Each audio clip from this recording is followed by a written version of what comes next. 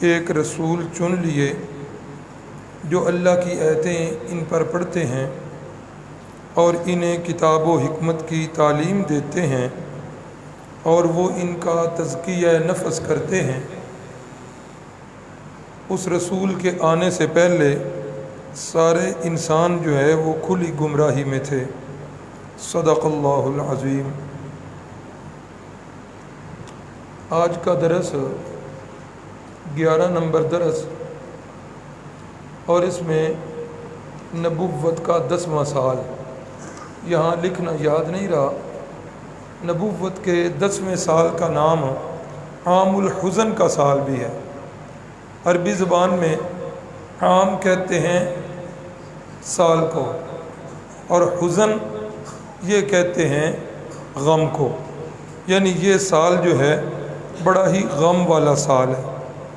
اس سال کے اندر ایک بہت بڑا غم جو لاحق ہوا وہ یہ کہ رحمت کائنات صلی اللہ علیہ وسلم کی اعلان نبوت کے بعد جس شخصیت نے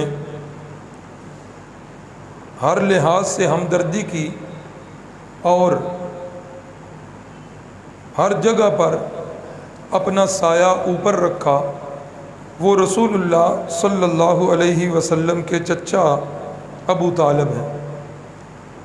اس 10ویں سال کے اندر ان کی وفات ہوئی، اور وفات جو ہے رسول اللہ صلی اللہ علیہ وسلم کے لیے یہ بہت بڑا غم تھا۔ ایک تو اس وجہ سے غم، اس طرف آ جاؤ بچے، ادھر جگہ خالی، لکھنے والے ساتھیوں کو آگے تپائیوں کے اوپر جگہ دے دیا کریں۔ ایک تو اس وجہ سے غم کہ خونی رشتہ ہے اور سگے چچا ہیں، پھر چچاؤں میں ابو طالب جنہوں نے ہر جگہ پر سرپرستی کی، حتیٰ کہ کئی مواقع پر کفار سے بدلہ اور انتقام بھی لیا۔ پھر غم کی ایک بڑی وجہ یہ بنی کہ جس وقت ابو طالب جو ہیں ان کا آخری وقت ہے، اور قریش مکہ انہوں نے آپس میں مشورہ کیا کہ ابو طالب کے پاس چلتے ہیں اور جا کر انہیں کہتے ہیں کہ کوئی ایسی تحریر لکھ کے دے جاؤ ہماری اور محمد صلی اللہ علیہ وسلم کی، کوئی اس طرح کا پیکج بنا کے دے جاؤ کہ بعد کے اندر کچھ لڑائی جو ہے وہ کم ہو جائے۔ کہیں ایسا نہ ہو کہ ابو طالب کی وفات کے بعد جب ہم اپنے ستم کا نشانہ اس کے بھتیجے کو بنائیں تو کہیں لوگ جو ہے یہ تانا نہ دیں کہ جب تک چچا زندہ تھا اس وقت تک تو کسی کو جرت نہیں ہوئی، چچا کی وفات کے بعد اب جو ہے نا تم نے اسے تنگ کرنا شروع کر دیا۔ تو اب وہ لوگ آئے، رحمت کائنات صلی اللہ علیہ وسلم کو بھی ان کے چچا جان نے بلا لیا اور بلا کر کہا کہ اے میرے بھتیجے، یہ رؤسائے مکہ آئے ہیں، قریش آئے ہیں، اور ان کی غرض یہ ہے کہ یہ کہتے ہیں کہ کوئی ایسا لایا عمل مرتب کر لیں جس سے یہ روز روز کی لڑائی نہ بنے۔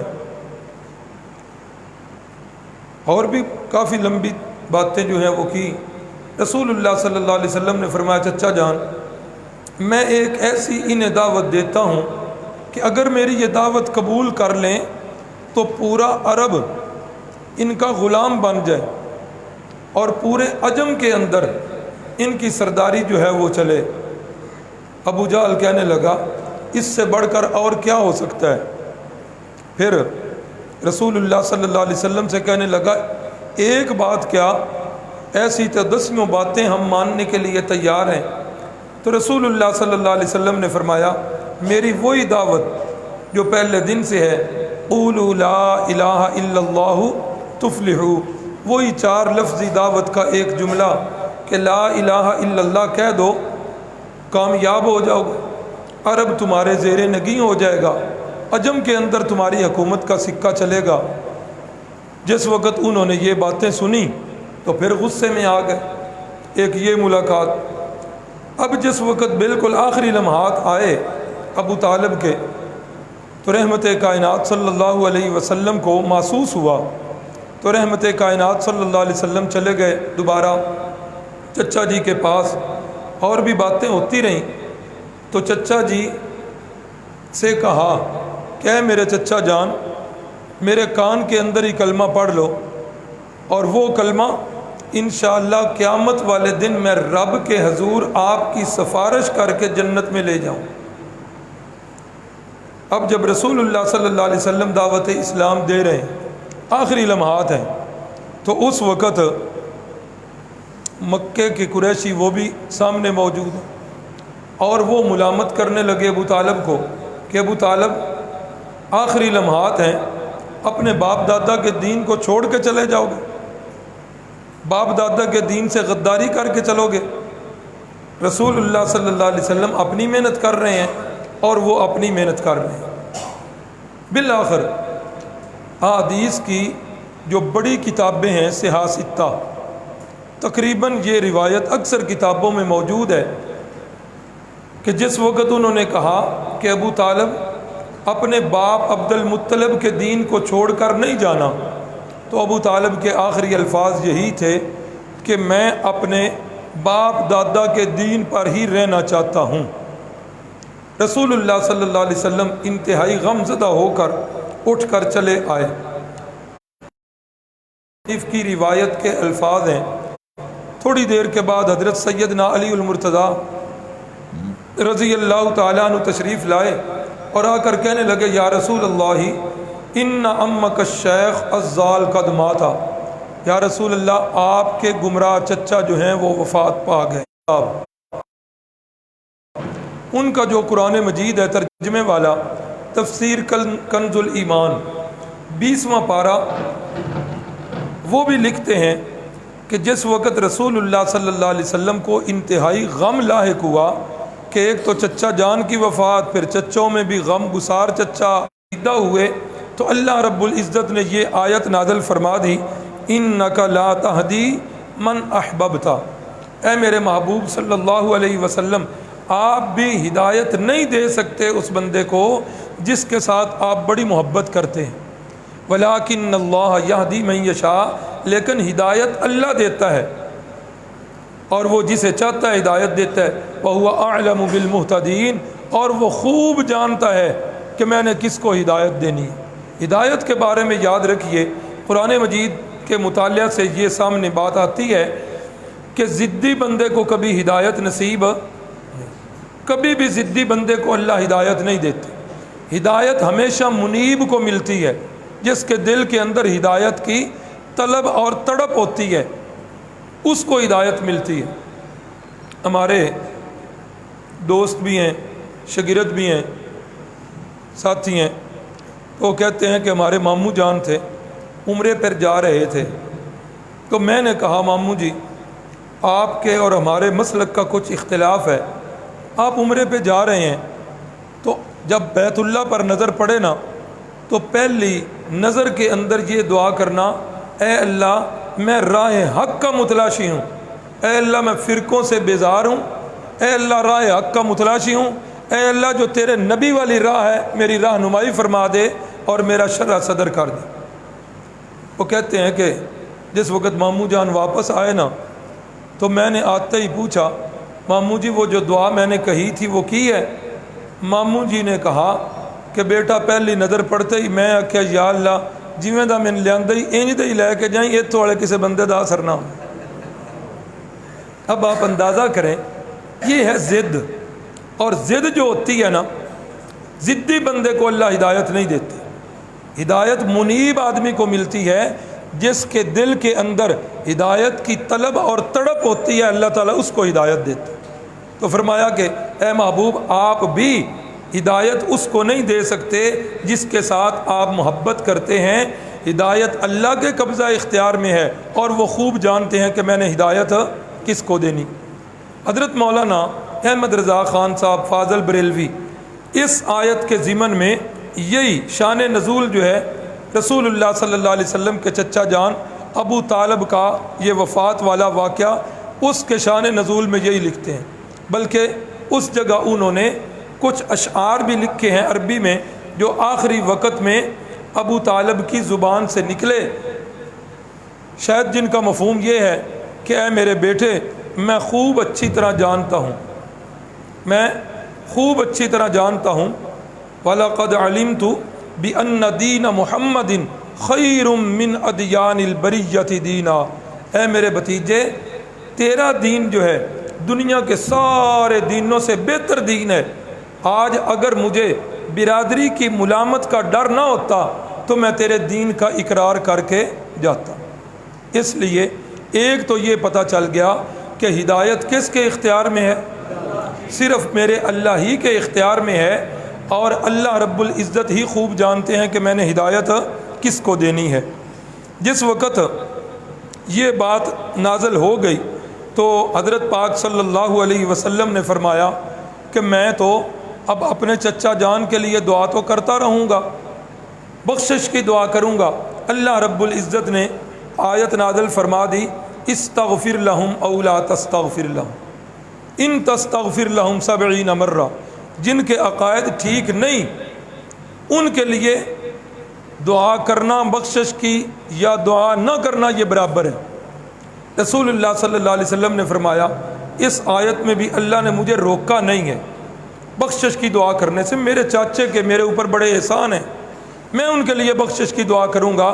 پھر اللہ رب العزت نے 11واں پارہ اور سورۃ التوبہ کی آیات نازل فرما دیں، ما کان للنبی والذین آمنوا ان یستغفروا للمشرکین، کسی نبی کو یہ زیب نہیں دیتا اور نہ کسی ایمان والے کو کہ وہ کسی مشرک کے لیے بخشش کی دعا کریں، ولو کانوا اولی قربا، اگرچہ وہ مشرک کتنا ہی قریبی رشتہ دار کیوں نہ، ہاں جب تک زندہ ہے اس کے لیے ہدایت کی دعا کرتے رہیں، اور ایسے دعا نہ کریں جتنا قریبی ہے اس کے لیے اللہ سے رو کر تہجد کے لمحات میں دعا کیا کر۔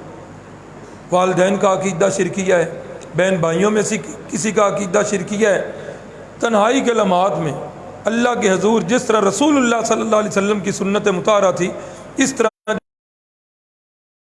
جب تک زندہ ہے، اگر حالت کفر پہ یا حالت شرک پہ کسی پر موت آ جائے تو قرآن مجید کے الفاظ ہیں، اللہ کا حکم ہے، کتنا ہی قریبی رشتہ دار کیوں نہ ہو، نہ ایمان والوں کو اس کے لیے بخشش کی دعا زیب دیتی ہے اور نہ کسی نبی کو کانا لن، ہم اس کی جنازے کے لیے چلے جاتے ہیں اور جا کر جنازہ پڑھتے ہیں۔ جنازہ کیا ہے؟ جنازہ بخشش کی تو دعا ہے۔ یہ یاد رکھیے، جس بندے کا حالت اسلام پر خاتمہ نہیں اس بندے کا جنازہ جائز نہیں ہے، ہاں جا کر ضرور کریں، اور اسلام نے جو طریقہ بتایا ہے اس کے مطابق اس کی تعزیت کریں، اور تعزیت کے اندر بھی کوئی بخشش والا جملہ نہ بولیں۔ بڑا افسوس ہوا ہے جی، آپ کے والد صاحب تھے جی، والد سے بڑھ کر کس کا رشتہ ہوتا ہے جی، ان کے بڑے احسانات ہیں جی آپ پر، ہم یہ دعا کرتے ہیں کہ ان کے جانے سے آپ کے خاندان پر جو کمیاں ہو گئی ہیں اللہ اپنی رحمت کے ساتھ یہ کمیاں پوری کرے، یعنی اس طرح کے الفاظ کہہ سکتے ہیں، اس کی بخشش کا والا جملہ نہ تعزیت میں کہہ سکتے ہیں نہ اس کا جنازہ پڑھ سکتے۔ اللہ اکبر۔ تو ابو طالب کی وفات کے وقت عمر جو ہے وہ 85 سال تھی، اور رسول اللہ صلی اللہ علیہ وسلم کے ساتھ تقریباً 45 سالہ جو ہے یہ سنگت اور رفاقت رہی ہے۔ اللہ اکبر۔ دوسرا صدمہ یہ ہوا کہ اسلام کی خاتون اول ام المؤمنین حضرت خدیجہ الکبریٰ جو ہیں ان کی وفات بھی اسی سال ہوئی ہے، اور اس میں پھر اختلاف تو ہے تھوڑا بہت مورخین کا کہ ان کی وفات کا درمیانہ فاصلہ کتنا ہے، بعض نے مہینے لکھے اور بعض نے دن لکھے، لیکن تقریباً اس پر سب کا اتفاق ہے کہ ان کی وفات جو ہے وہ 10ویں سال میں ہی ہوئی ہے، اور وفات کے وقت ان کی عمر مبارک جو ہے وہ 64 سال تھی، اور انہوں نے رسول اللہ صلی اللہ علیہ وسلم کی تقریباً 25 سال تک جو ہے وہ رفاقت اختیار کی۔ ان کے کچھ فضائل و مناقب جو ہیں وہ پہلے گزر چکے ہیں۔ ان کی بڑی بڑی فضیلت تو یہی ہے کہ ان کی زندگی میں رسول اللہ صلی اللہ علیہ وسلم نے کسی اور عورت کے ساتھ نکاح جب تک ان کے ساتھ رہے، ان کی وفات تک رسول اللہ صلی اللہ علیہ وسلم نے کسی اور سے نکاح نہیں کی۔ دوسری ان کی بڑی خوبی یہ ہے کہ رسول اللہ صلی اللہ علیہ وسلم کی ساری اولاد سوائے حضرت ابراہیم کے جو سب سے چھوٹے بیٹے تھے، وہ حضرت ماریہ قبطیہ کے بطن سے ان کا تولد ہوا، اور سوائے حضرت ابراہیم کے باقی ان کے ساری اولاد جو ہے وہ حضرت خدیجہ الکبریٰ کے بطن سے۔ یاد ہے نا بیٹیاں کتنی تھیں؟ نام نمبر 1 حضرت زینب، نمبر 2 حضرت رقیہ، نمبر 3 حضرت ام کلثوم، اور نمبر 4 حضرت فاطمہ۔ یہ سب کو نام جو ہیں وہ یاد ہونے چاہیے۔ تو اماں جی فرماتی ہیں عائشہ صدیقہ کہ مجھے کسی خاتون پر کبھی بھی جو ہے نا اتنا حسد کہہ لو یا غبطہ، وہ سارے الفاظ دونوں الفاظ ہیں، کہ مجھے کبھی بھی رشک نہیں آیا کسی خاتون پر اتنا جتنا ام المومنین حضرت خدیجہ الکبریٰ پر رشک آیا، کہ رسول اللہ صلی اللہ علیہ وسلم وفات کے بعد بھی ان کا صدمہ نہیں بھولے۔ جب بھی میں بھی آپ کے نکاح میں آ گئی تب بھی گھر میں کوئی چیز پکتی، فرماتے یہ خدیجہ کی فلاں سہیلی کو دے کے آؤ، یہ فلاں سہیلی کو، تو مجھے کہنا پڑا یا رسول اللہ اتنی دیر ہو گئی یا خدیجہ کو ابھی تک وہ آپ کو بھول ہی نہیں رہی، کیا اس نے کمال کر لیا؟ آپ کی کڑیل جوانی ہے 25 سال کی عمر، اور وہ بڑھاپے کی سرحدوں کو چھو رہی ہیں، ان کی عمر 40 سال ہے، 2 خامدوں سے پہلے نکاح کر چکی ہیں، تیسرے خامد آپ ہیں، ان کا کون سا کمال ہے؟ تو رسول اللہ صلی اللہ علیہ وسلم سخت ناراض ہوئے، فرمانے لگے عائشہ خدیجہ خدیجہ ہی تھی، جب ساری دنیا نے مجھے جھٹلایا خدیجہ نے میری تصدیق کی، جب ساری دنیا نے اپنے مال پیچھے کر لیے، اپنے ہاتھ جو ہیں وہ بند کر لیے، خدیجہ نے اپنا سارا مال میرے قدموں میں نچھاور کر دیا۔ لوگ میری حوصلہ شکنی کرتے تھے، خدیجہ میری حوصلہ افزائی کرتے تھے۔ رضی اللہ عنہم ورضوا عنہ۔ 10ویں سال کے اندر ابو طالب کی وفات اور حضرت خدیجہ الکبریٰ کی وفات۔ جس وقت ابو طالب کی وفات ہو گئی تو ان کی وفات کے بعد مشرکین مکہ نے رئیس قصر بھی نکال لی۔ اب اس کے جو ان کا خاندان ہے رسول اللہ صلی اللہ علیہ وسلم کا بنو ہاشم، اس کا سرپرست بن گیا ابو لہب۔ اب ابو لہب جو ہے اس نے تو بالکل ہاتھ پیچھے کر لیا، اس نے کہا کہ آپ میری کفالت میں نہیں، جو پھر وہ کر سکتے تھے کرتے رہے۔ رسول اللہ صلی اللہ علیہ وسلم ایک دن آپ نے سوچا کہ کیوں نہ مکے سے باہر نکل کر تبلیغ کی جائے، اس کے لیے آپ نے انتخاب کیا طائف کی بستی کا۔ طائف کی بستی یہ مکے کی ساتھ تقریباً 50 میل کے فاصلے پر۔ طائف کی بستی اور مکہ کی بستی ان کی بہت ساری چیزیں آپس میں ملتی جلتی تھیں، رستے میں جتنی زمینیں تھیں وہ ان کی آپس میں تقسیم تھی، مکے کے کئی لوگوں کے باغات طائف تک جو ہے وہ موجود تھے۔ رسول اللہ صلی اللہ علیہ وسلم نے جا کر وہاں کے لوگوں سے دعوت اسلام پیش کی ان پر، اور وہاں کے جو سردار تھے، بڑے بڑے 3 سردار لکھے ہوئے ہیں، عبد یالیل، مسعود اور حبیب، یہ تینوں بڑے سردار تھے، اور ان کے سامنے جا کر رسول اللہ صلی اللہ علیہ وسلم نے دعوت پیش کی۔ ان تینوں نے دعوت کو جھٹلایا، اور صرف جھٹلایا ہی نہیں، بڑے عجیب و غریب الفاظ جو ہے انہوں نے استعمال کیے۔ ایک نے کہا میں کعبہ کے سامنے جا کر داڑھی منڈوا دوں گا اگر تو اللہ کا سچا رسول ہو۔ ایک نے کہا کہ جس بندے کے پاس سواری بھی اپنی نہیں ہے، اللہ کو یہی بندہ ملا ہے رسول بنانے کے لیے۔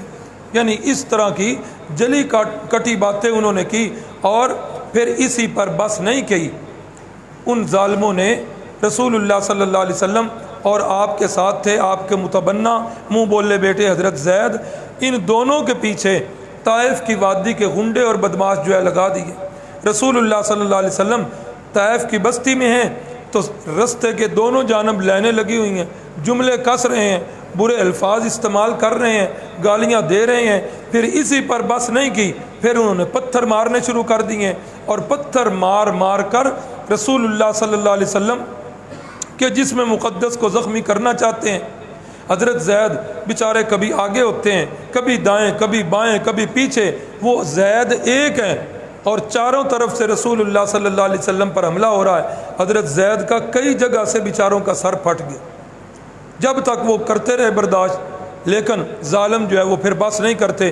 رسول اللہ صلی اللہ علیہ وسلم جب تھک ہار کر نڈھال ہو کر نیچے بیٹھ جاتے تو وہ ظالم آپ کی بغل مبارک جو ہیں ان کے اندر ہاتھ ڈال کر پھر اٹھاتے اور پیچھے سے دھکے دیتے اور دوسرے جو ہیں وہ پتھر مارنے شروع کر دیتے۔ رسول اللہ صلی اللہ علیہ وسلم کا گلاب کی پتیوں سے نرم و نازک وجود، جس وجود مقدس پر کبھی گندی مکھی اللہ نے نہیں بیٹھنے دی تھی، آج وہی وجود مسعود، آج وہی جسم مقدس، آج وہ لہو لہان ہو رہا ہے۔ اور حدیث میں اور سیرت کی کتابوں میں یہ بات ملتی ہے کہ رسول اللہ صلی اللہ علیہ وسلم کا خون اتنا بہا کہ آپ کے نالین مبارک، آپ کے جوتے مبارک جو ہیں ان کے اندر خون جم گیا، اور آپ صلی اللہ علیہ وسلم چلتے ہوئے، مکہ کے دو بندے تھے، ربیعہ کے بیٹے عتبہ اور عتیبہ، ان کا رستے کے اندر ایک انگوروں کا باغ ہے۔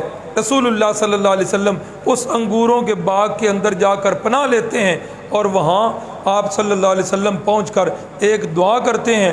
اس دعا کے الفاظ بڑے ہی عاجزی والے ہیں۔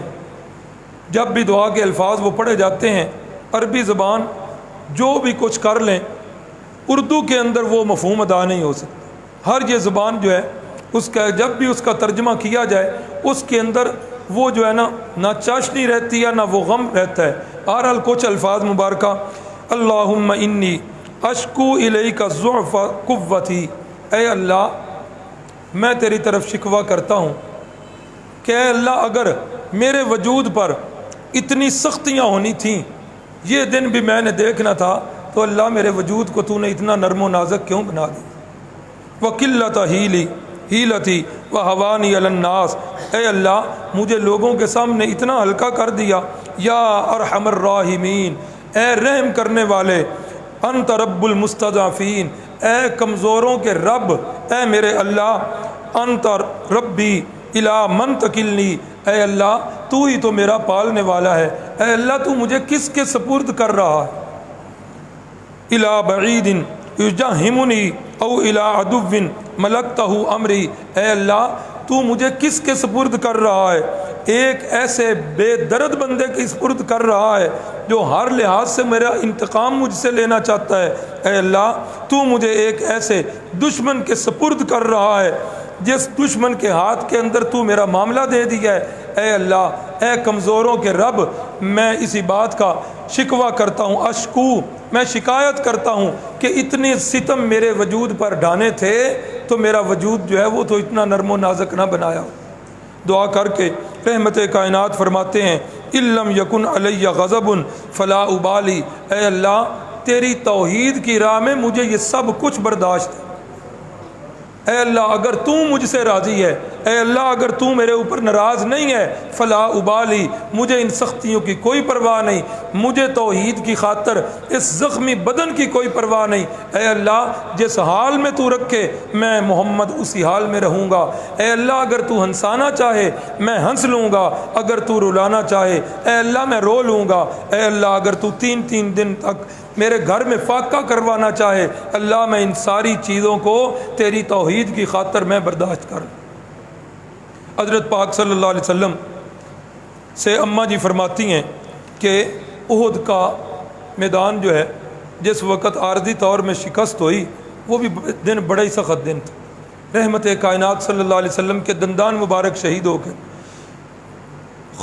اس کی زرہ کی کڑیاں وہ رخسار مبارک میں پیوست ہو گئی تھی، بڑا ہی سخت دن تھا۔ تو اماں جی پوچھتی ہیں، میں نے پوچھا یا رسول اللہ آپ کی حیات طیبہ میں احد کے دن سے بھی زیادہ سخت کوئی دن آیا ہے؟ رسول اللہ صلی اللہ علیہ وسلم نے فرمایا، عائشہ احد کے دن سے بھی زیادہ سخت جو ہے وہ طائف والا دن، طائف والا دن احد والے دن سے بھی زیادہ سخت۔ تو جب رسول اللہ یہ دعا کر رہے ہیں، رحمت کائنات فرماتے ہیں کیا دیکھتا ہوں کہ ایک بادل کا ٹکڑا میرے اوپر سایہ کیے ہوئے ہے، اور اس بادل کے ٹکڑے سے آواز آتی ہے کہ جبریل امین آپ کو یا رسول اللہ سلام کہتے ہیں۔ یا رسول اللہ یہ اللہ نے پہاڑوں پر جس فرشتے کی ڈیوٹی لگائی ہوئی ہے، یہ فرشتہ میرے ساتھ آیا ہے، آپ اسے حکم کریں تو یہ آپ کی چاہت کے مطابق کرے گا۔ اتنے میں وہ پہاڑوں والا فرشتہ اس نے رسول اللہ صلی اللہ علیہ وسلم کو سلام کیا اور کہا یا رسول اللہ اللہ نے میری ڈیوٹی پہاڑوں پر لگائی ہوئی ہے، اگر آپ حکم کرتے ہیں اس طائف کی وادی کے دونوں طرف جو پہاڑ ہیں ان کو میں ملا دیتا ہوں اور اس وادی کو بالکل ملیا میٹ کر دیتا ہوں، ان کا ایک بندہ بھی میں زندہ نہیں چھوڑتا۔ یا رسول اللہ آپ حکم کیجئے، آپ کا ایک اشارہ ہوگا اور پھر کیا ہوگا، یہ وادی، یہ طائف کی بستی یہ صفحہ ہستی سے مٹ جائے گی۔ تو رحمت کائنات صلی اللہ علیہ وسلم نے انہیں کیا جواب دیا؟ انہیں جواب دیا بل ارجو ان یخرج اللہ من اصلابہم من یعبد اللہ وحدہ لا یشرک بہ شیئا۔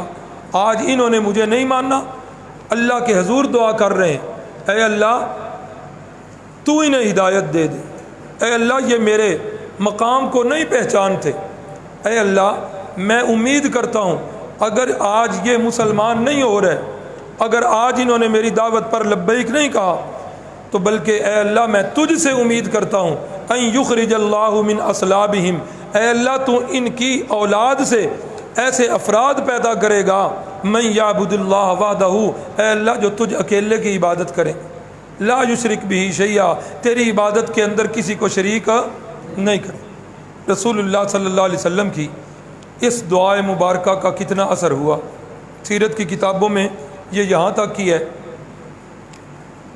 آگے تاریخ کی ایک بات ہے، طائف کا بڑا بڑا قبیلہ جنہوں نے رسول اللہ کی دعوت کو ٹھکرایا تھا وہ بنو ثقیف کا قبیلہ تھا، بنو ثقیف، اور بنو ثقیف کا ہی فرد تھا جس کا نام تھا محمد بن قاسم رحمہ اللہ، جو ہماری بر صغیر کے اندر وہ جو فوج آئی تھی اس کے سپہ سالار بنے تھے، تو وہ محمد بن قاسم یہ بنو ثقیف کے قبیلے سے تھے اور یہ طائف والوں کی اولاد میں سے تھے۔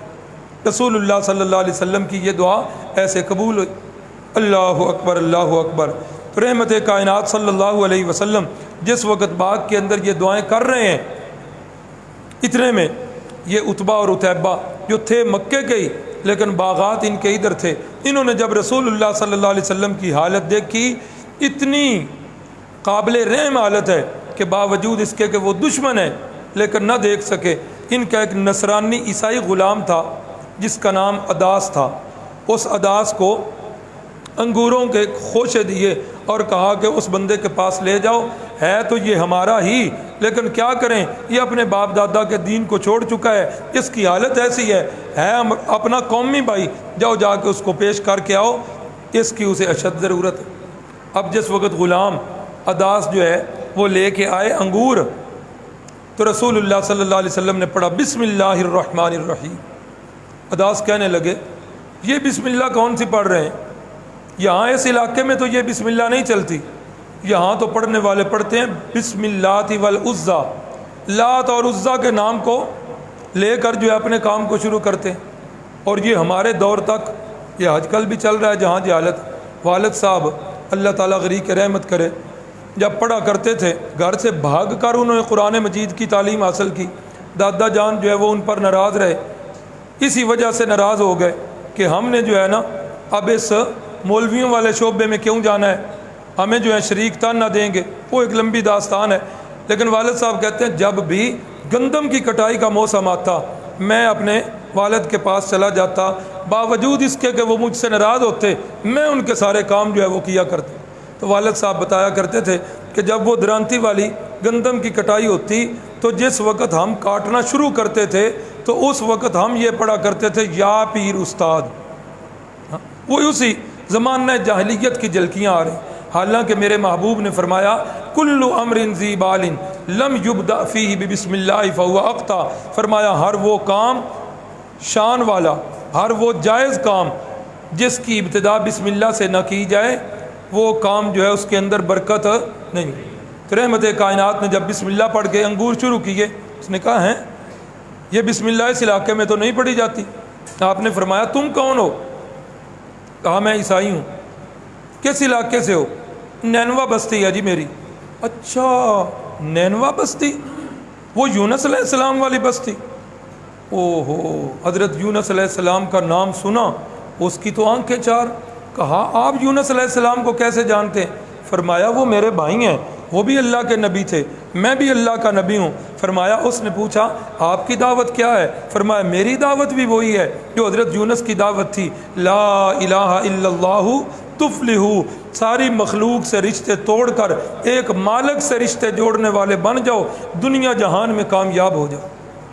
اب جس وقت اس نے یہ بات سنی تو رسول اللہ صلی اللہ علیہ وسلم کے ہاتھ مبارک چومنے لگ پڑا، قدم مبارک جو ہے وہ چومنے لگ پڑا۔ اب جس وقت دور بیٹھے ہوئے اس کے مالکوں نے دیکھا کہ یہ تو کام خراب ہو گیا ہے، اس نے تو ہمارے غلام کا جو ہے وہ بھی کام خراب کر دیا ہے، انہوں نے آواز دی، انہوں نے کہا ادھر آ جاؤ، اس کے دین کو مان کر اپنا دین نہ چھوڑ دینا، بے دین نہ ہو جانا۔ لیکن جو کچھ ہونا تھا وہ تو ہو چکا تھا، عداس جو ہے وہ کلمہ پڑھ کے محمد عربی کا غلام بن چکا، رضی اللہ عنہم ورضوا۔ کئی ساتھی آتے ہیں جی بیٹا ہوا ہے، بھتیجا ہوا ہے، نام بتائیں جی، تو یہ عداس نام یہ صحابی کا ہے جو پہلے عیسائی تھے، بعد کے اندر مسلمان ہو گئے۔ میں نے بھی اپنے چھوٹے بیٹے کا یہی نام رکھا ہوا ہے۔ رحمت کائنات صلی اللہ علیہ وسلم پھر جب اس باغ سے اٹھے، رستے کے اندر ایک جگہ ہے مقام نخلا، اس مقام نخلا پر جب پہنچے تو اب رسول اللہ صلی اللہ علیہ وسلم سحری کا وقت ہے، اللہ کے نبی جو ہے اپنے مالک کے ساتھ فریادیں کر رہے ہیں، تہجد کی نماز آپ ادا کر رہے ہیں، اور تہجد کی نماز چونکہ جنگل میں تھی اور اس جنگل کے اندر رسول اللہ کی آواز مبارک جو ہے وہ اونچی ہو گئی۔ اب جس وقت آواز مبارک اونچی ہوئی تو اس وقت جنات کی ایک جماعت کا ادھر سے گزر ہو رہا تھا، جنات کی جماعت، ان کے کانوں میں رسول اللہ صلی اللہ علیہ وسلم کی آواز مبارک پڑ گئی۔ قرآن مجید میں 26واں پارہ سورۃ الاحقاف، وَإِذْ صَرَفْنَا إِلَيْكَ يَسْمَعُونَ الْقُرْآنَ، میرا پیغمبر وہ وقت یاد کرو جب جنات کی ایک جماعت کو ہم نے آپ کی طرف متوجہ کر دیا۔ فلما حضروہ، جب آپ نماز پڑھ رہے تھے وہ آپ کے قریب آئے اور آ کر کہنے لگے انصتو انصتو، چپ ہو جاؤ چپ ہو جاؤ، قُرِئَ الْقُرْآنُ فَاسْتَمِعُوا لَهُ وَأَنصِتُوا لَعَلَّكُمْ تُرْحَمُونَ، کہ جب قرآن مجید کی تلاوت کی جا رہی ہو تو اس وقت خاموشی کرو اور چپ رہو، کان لگا کے سنو، اللہ تعالیٰ تمہارے اوپر رحم کریں گے۔ اس آیت کی تفسیر رسول اللہ صلی اللہ علیہ وسلم سے بھی یہی ثابت ہے۔ اب جس وقت وہ لوگ آئے ہیں انہوں نے قرآن کا ادب کیا، تلاوت کو سن کر خاموشی اختیار کی، اللہ رب العزت نے اسی قرآن کی تلاوت کو ان کے لیے جو ہے ذریعہ ہدایت بنا دی۔ اب وہ کیا کرتے ہیں؟ 29واں پارہ سورۃ الجن، قل اوحی الی انہ استمع نفر من الجن فقالوا انا سمعنا قرآنا عجبا۔ جنات کی ایک جماعت جس وقت انہوں نے کلام مقدس کی تلاوت کو سنا کہنے لگے آج تو ہم نے ایک عجیب کلام سن لی ہے، اور اس کلام کا تقاضا کیا ہے؟ آج کے بعد لن نشرک بربنا احدا، آج کے بعد ہم اپنے رب کے ساتھ کسی کو شریک نہیں ٹھہرائیں۔ یعنی قرآن مجید کا اعجاز ہے، جنات نے سنا تو جنات جو ہے ان کا بھی عقیدہ ٹھیک ہو گیا۔ تو آج بھی اگر قرآن مجید کو دل سے تعصب نکال کر کوئی بندہ بھی قرآن کو سمجھنا چاہے، قرآن کو سمجھے اور ساتھ اللہ سے دعا کرے، یقین کریں کہ آپ فرقہ واریت کے اس بھنور سے نکل جائیں گے، بشرطے کہ قرآن مجید کے ساتھ آپ لو لگائیں۔ جب یہ دعوت دی جاتی ہے نا، ہماری تو جماعت کی دعوت بھی یہی ہے، ہماری جماعت کا نصاب بھی قرآن مجید ہی ہے۔ جب یہ دعوت دی جاتی ہے آگے سے اکثر ایک ہی سوال ہوتا ہے، جی قرآن مجید کس فرقے کا لے کے پڑھے، کس مسلک کا لے کے پڑھے؟ میں کہتا ہوں قرآن مجید جس مکتبہ فکر کا بھی لے لیں، قرآن مجید قرآن ہی ہے، سائڈ کے حاشیوں کو چھوڑیں، قرآن مجید کا ترجمہ پڑھیں، اور اگر ان فرقوں سے بالا تر ہو کے پڑھنا ہے تو قرآن مجید کا سب سے پہلا ترجمہ حضرت شاہ عبد القادر محدث دہلوی رحمۃ اللہ تعالی علیہ ان کا ترجمہ پڑھیں، جو حضرت شاہ ولی اللہ کے بیٹے ہیں۔ سب سے پہلا اردو زبان کا ترجمہ انہوں نے کیا، اور جن کے ترجمے کے بارے میں علماء نے لکھا کہ حضرت شاہ صاحب کا ترجمہ اتنا اتھینٹک کہ اگر قرآن مجید اردو زبان میں نازل ہوتا تو یہی ہوتا جو حضرت شاہ صاحب نے مانا کیا۔ حضرت شاہ عبد القادر، ایک تو وہ حضرت شیخ عبد القادر ہے نا جو 11ویں والے پیر ہیں، وہ بغداد کے ہیں، وہ پرانے بزرگ ہیں۔ یہ حضرت شاہ عبد القادر ہے جو ہمارے بر صغیر کے دہلی کے رہنے والے تھے اور حضرت شاہ ولی اللہ کے بیٹے ہیں، اور ان کی شخصیت ایسی مسلمہ شخصیت ہے کہ جن کو اہل سنت والجماعت کے جتنے بھی مسالک ہیں وہ سب ان کو اپنا امام سمجھتے ہیں اور سب انہیں اپنا پیشوا سمجھتے ہیں۔ وہ قرآن مجید مل جائے تو اس کا ترجمہ پڑھیں تو اللہ رب العزت سے دعا کریں، انشاءاللہ اللہ رب العزت یقیناً آپ کو جنت والی راہ پر جو ہے وہ گامزن کریں گے۔ اللہ اکبر۔ اسی 10ویں سال کے اندر ہی رسول اللہ صلی اللہ علیہ وسلم کی شادی حضرت خدیجہ الکبریٰ کی وفات کے بعد حضرت سودا بنت کی بات نہیں سننی، اس کے تو کلام میں جادو ہے، جو بندہ سنتا ہے وہ تو اسی کا ہو جاتا ہے، اپنے باپ دادا کو چھوڑ دیتا ہے۔ تو لہذا اس کے پاس ایک کے پاس حضرت طفیل ابن عمر دوسی یہ فرماتے ہیں میں جس کے پاس بھی بیٹھتا تھا وہ یہی مجھے میرے کان یہی کہ اس کے پاس نہیں بیٹھنا، اس کے پاس نہیں بیٹھنا۔ فرماتے ہیں کہ میں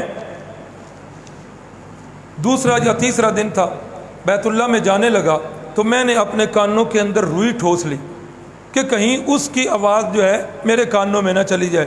جب میں بیت اللہ میں پہنچا تو رحمت کائنات صلی اللہ علیہ وسلم قرآن مجید کی تلاوت کر رہے ہیں، نماز پڑھ رہے ہیں اور نماز میں قرآن مجید کی تلاوت کر رہے ہیں، اور اس تلاوت کے اندر کہتے ہیں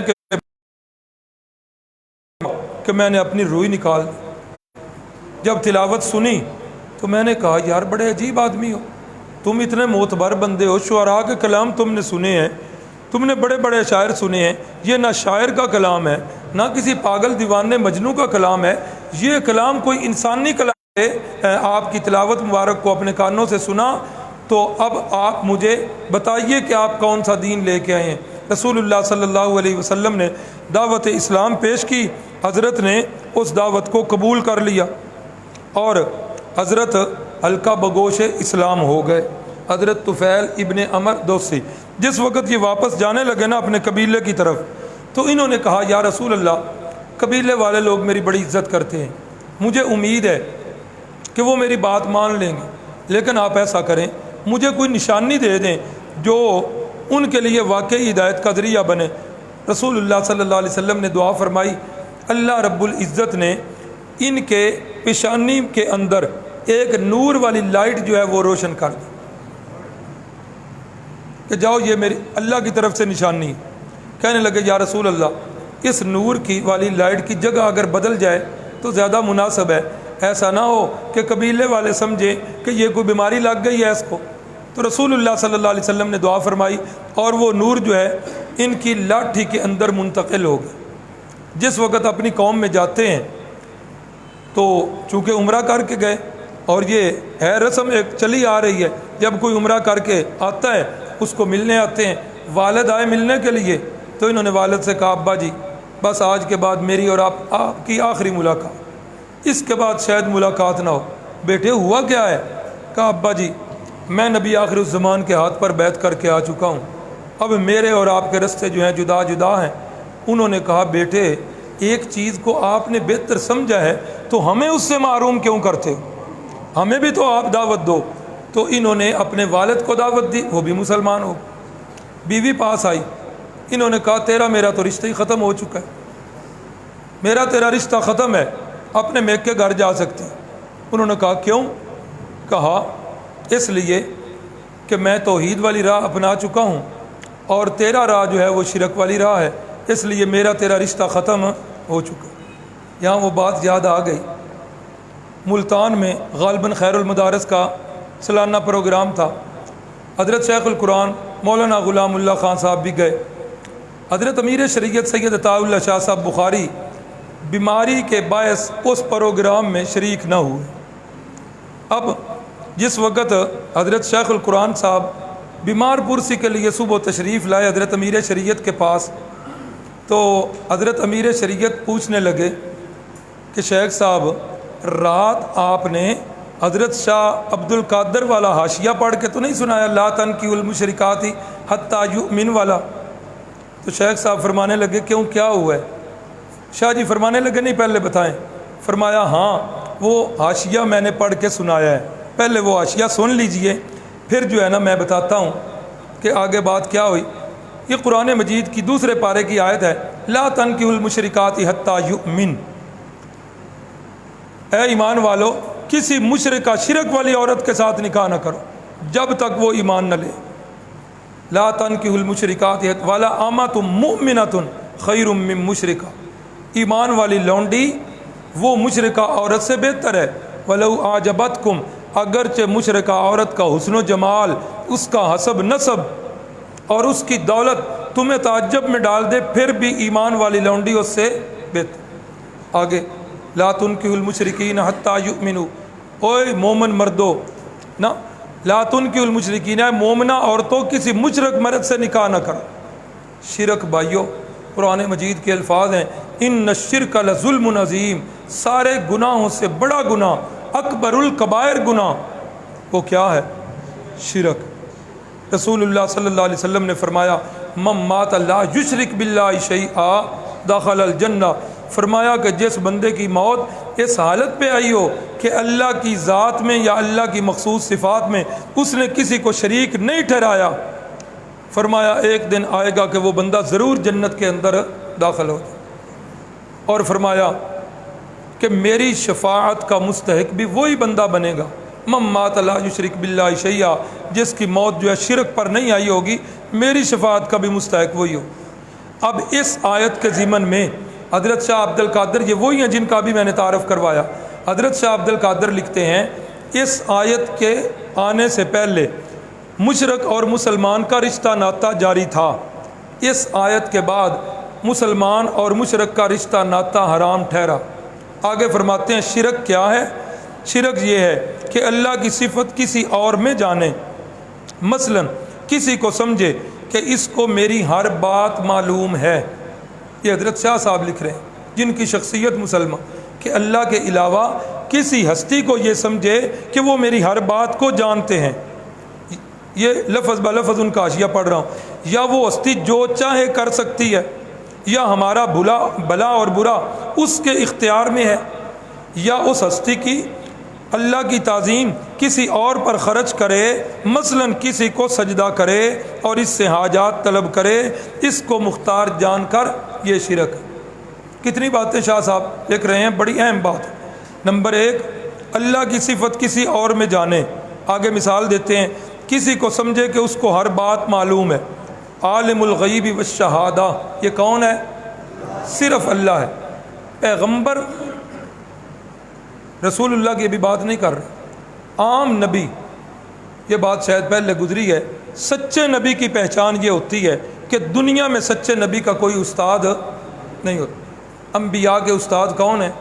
اللہ کی ذات خود ہے، تو جس کا استاد اللہ کی ذات ہو اس کے علم کے کیا کہنے، ساری دنیا کے علوم اکٹھے ہو جائیں تو نبی کے علم کا مقابلہ نہیں کر سکتے، اور سارے انبیاء کے علوم اکٹھے ہو جائیں تو میرے نبی پاک صلی اللہ علیہ وسلم کے علم کا مقابلہ، سارے انبیاء کے علم کی جہاں انتہا ہوتی ہے وہاں میرے نبی پاک صلی اللہ علیہ وسلم کے علم کی ابتدا ہوتی ہے۔ لیکن ہر چیز کو جاننا، قرآن مجید نے بتایا لا یعلم من فی السماوات والارض الغیب الا اللہ، یہ خاصہ ہے خدا بندی۔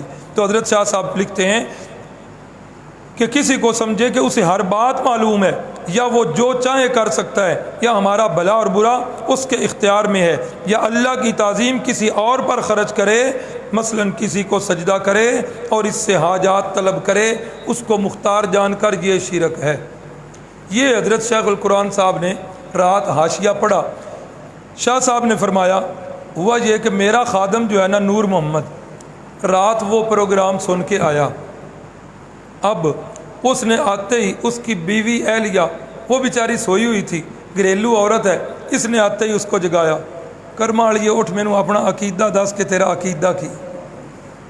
اب ایک بیچاری سادی سی خاتون ہو، گھریلو خاتون ہو، اس کو ان عقائد کی گہری دلچسپیوں سے کیا، نہیں مجھے اپنا عقیدہ، اس نے کہا یہ عقیدے پوچھنے کا کون سا وقت ہے، آرام کرو صبح باتیں کر۔ اس نے کہا نہ، راول پنڈی سے ایک مولوی صاحب آئے ہیں، انہوں نے آج بڑوں کے نکاح توڑ دیے، تو مجھے اب یہی فکر ہے جب تک تو عقیدہ نہیں بتائے گی تب تک چھوڑوں گا نہیں۔ اب وہ بیچاری کیا کہتی، کہتا ہے سن پھر، میرا عقیدہ وہ ہے جو عطاء اللہ شاہ بخاری کا ہے، اس نے کہا میرا بھی وہی ہے، اس نے کہا چلو پھر سو جائے۔ تو اب صبح اس کی بیوی جو ہے وہ میرے پاس آئی کہ شاہ صاحب رات یہ کسی جلسے میں گیا ہوا تھا، تو ادھر سے واپس آیا تو مجھے جگا کر یہ کہہ رہا تھا۔ تو مجھے اسی وقت معلوم ہو گیا کہ مولانا غلام اللہ خان صاحب راول پنڈی سے آئے ہوئے تھے اور انہوں نے حضرت شاہ عبد القادر والا حاشیہ پڑھا۔ تو انہوں نے بھی ایسے ہی کیا، انہوں نے اپنی بیوی سے کہا تیرا میرا تعلق ختم ہے۔ نے کہا اللہ خیر کرے، کیا ہوا؟ کہا میری راہیں جو ہیں وہ جدا ہو چکی ہیں، میں محمد عربی کا غلام بن چکا ہوں۔ انہوں نے کہا ایک خیر کی چیز ہے تو آپ ہمیں جو ہے اس سے دور کیوں کرتے ہیں؟ ہمیں بھی آپ اسلام کی دعوت دیں۔ انہوں نے اسلام کی دعوت دی اور ان کی دعوت کو سن کر پھر ان کی بیوی بھی مسلمان ہو گئی، اور جب رسول اللہ صلی اللہ علیہ وسلم مدینہ طیبہ تشریف لے گئے، ان کے قبیلے کے تقریباً 70-80 افراد جو ہیں وہ پہنچے اور جا کر انہوں نے رسول اللہ صلی اللہ علیہ وسلم کی بیعت کی۔ تو یہ سارے حضرات جو ہیں یہ ان کا قبول اسلام یہ 10ویں نبوت کے 10ویں سال میں۔ تو آج تک کا یہی سبق، کل انشاءاللہ جو ہے وہ 11واں سال شروع کریں گے۔ اللہ سے دعا ہے اللہ رب العزت ہم سب کا حامی و ناصر ہو۔ بھائی اعظم صاحب کے لیے 2-3 دن دعا کرتے رہے، دعا کے بارے میں یاد رکھیں اس سے بڑھ کر کوئی مومن کسی دوسرے کو تحفہ کو نہیں دے سکتا۔ دعا رسول اللہ صلی اللہ علیہ وسلم نے فرمایا غائب بندے کی غائب کے لیے دعا اللہ بڑی جلدی قبول کرتے ہیں۔ آپ میرے سامنے بیٹھے ہیں، آپ کے لیے دعا کر رہا ہوں، اس میں خوشامد کا عنصر بھی ہے، اس کے اندر ریاکاری والا پہلو بھی ہے۔ جب آپ ادھر نہیں ہوں گے تو دعا کریں گے تو اللہ اس دعا کو کتنا قبولیت والا شرف سے نوازیں گے۔ تو اس لیے ان کے لیے دعا کی۔ آج سبق میں آئے ہوئے ہیں تو اور بھی جتنے بیمار ہیں، جتنے پریشان حال ساتھی ہیں، سب کے لیے دعا کریں، اللہ سب کی مشکلوں کو آسان فرمائے۔ بسم اللہ الرحمن الرحیم، الحمد للہ رب العالمین والعاقبۃ للمتقین، اللہم صلی علی سیدنا و مولانا محمد النبی الامی وعلی آلہ وسلم۔ رب اغفر ورحم وانت الاعز الاکرم۔ ربنا آتنا فی الدنیا حسنہ وفی الآخرۃ حسنہ وقنا عذاب النار۔ اللہم سہل مشکلات الدنیا والآخرہ، اللہم سہل لنا فی الامور کلہا، اللہم من احییتہ منا فاحیہ علی الاسلام ومن توفیتہ منا فتوفہ علی الایمان، اللہم حبب الینا الایمان وزینہ فی قلوبنا وکرہ الینا الکفر والفسوق والعصیان واجعلنا من الراشدین۔ اللہم اغفر لجمیع المؤمنین والمؤمنات والمسلمین والمسلمات الاحیاء منہم والاموات انک مجیب الدعوات۔ میرے مولا آج راتوں کی سردار رات جمعے کی رات ہے، آج کی رات کی فضیلت ہے تیرے پیارے محبوب نے بتائی ہے۔ جمعے کے دن کی فضیلت اور جمعے کے رات کی فضیلت شب جمعہ کی رات ہے۔ میرے مولا ہماری دعا کو قبول فرما لینا۔ یہ میرے بزرگ، میرے دوست، میرے احباب جو درس سننے کے لیے تشریف لائے، میرے مولا ان کی مشکلوں کو، سب کی مشکلوں کو آسان فرما دینا۔ میرے مولا تیرے بندے تیرے گھر میں بیٹھ کر تیری بارگاہ میں ہاتھ اٹھائے تجھ سے طلب کر رہے ہیں، میرے مولا اپنے رحمت کے خزانوں سے ان کی جھولیوں کو بھر دینا، ہم سب کی مشکلات کو آسان کر دینا۔ جس طرح کی بھی مشکلات ہیں، اولاد نہ ہونے کی ہے یا اولاد کی نافرمانی والی مشکل ہے یا بیماریوں والی مشکل ہے، میرے مولا جس طرح کی مشکلات ہیں، اے اللہ تیرے پیارے محبوب نے ہمیں تیرا ہی رستہ دکھایا ہے، اور انہوں نے فرمایا ہے کہ جب بھی کوئی چیز مانگنی ہو تو اللہ سے مانگا کرو، جب بھی مدد طلب کرنی ہو تو اللہ سے طلب کیا کرو۔ اے اللہ تیرے پیارے محبوب کی تعلیم کے مطابق ہم تجھی سے سوال کر رہے ہیں، ہماری جھولیوں کو اپنے رحمت کے خزانوں سے بھر دینا۔ میرے مولا جن بہنوں نے، جن بھائیوں نے دعا کے لیے کہا ہوا ہے، ان کی جائز حاجات کی تکمیل فرما دینا۔ ہم سب کو اسلام والی زندگی اور ایمان والی موت نصیب فرما دینا۔ قیامت والے دن رسول اللہ صلی اللہ علیہ وسلم کی شفاعت نصیب فرما دینا۔ آمین یا رب العالمین۔ صلی اللہ تعالی علی النبی الکریم وعلی آلہ واصحابہ وازواجہ وذریاتہ واہل بیتہ وعترتہ اجمعین برحمتہ۔